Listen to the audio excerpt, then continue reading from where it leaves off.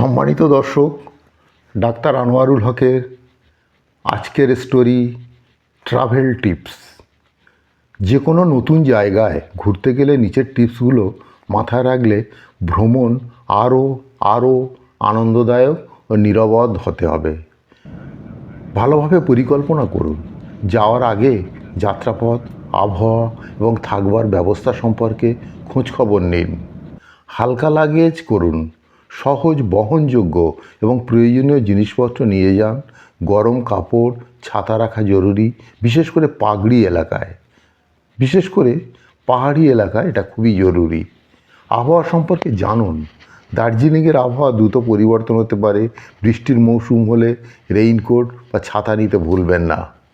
পর্যাপ্ত টাকা নগদে রাখুন। অনেক সময় পাহাড়ি এলাকায় সব জায়গায় কার্ড গ্রহণ নাও করতে পারে, তাই পর্যাপ্ত নগদ টাকা কাছে রাখুন।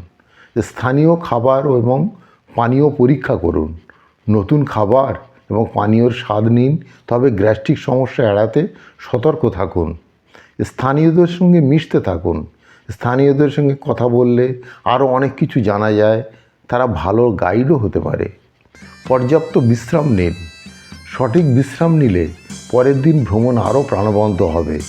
হাইড্রেট থাকুন। শীতল আবহাওয়াতে শরীরের জন্য প্রয়োজনীয় জল জরুরি। পর্যাপ্ত জল পান করুন। অনুশাসন বজায় রাখুন। দার্জিলিংয়ের মতো জায়গায় পরিষ্কার পরিচ্ছন্নতা বজায় রাখা অত্যন্ত গুরুত্বপূর্ণ। পরিবেশের প্রতি শ্রদ্ধাশীল থাকতে হবে। জরুরি কোনো কিছু ফোন নাম্বার সংরক্ষণ রাখুন।